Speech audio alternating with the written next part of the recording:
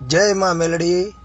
આ દીપક સુડાસમા જે પોતે બીજાની ઠાકોર સમાજની બૈરીને લઈને ભાગી ગયો અને સત્તુભાની ઉપર પૂરેપૂરું વાર કરે છે અને મારી ઉપર એવું ષડયંત્ર રચ્યું એને એમ કે આ હકુભાઈ એક જ આની દીમણા બોલવાવાળા છે અને એવું ડબિંગ કરી અને માં મેલડીને હું ગાળું આપું છું એવો વિડીયો વાયરલ કર્યો એની ફેસબુકમાં અને બીજા બધાએ ચડાવ્યો।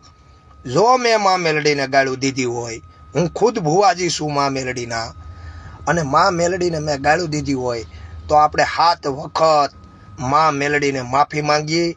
હું કે હું ગાળું દેતો હોય તો હું ઉકળતા તેલના તાવામાં હાથ ન નાખી શકું અને મારી ઉપર ષડયંત્ર રચી અને મને બદનામ કરવાની કોશિશ કરે છે આ દીપક સુડાસમા, મેરામણ આહિર, આ નાસ્તિક છે, નાસ્તિકો ભેગો રહેશે। એટલે માં મેલડી આદિ અનાદિ જગદંબા છે, અમારા ઝાલા બાવડા મેકેની, અને તારાથી કાંઈ ફેર ન પડે।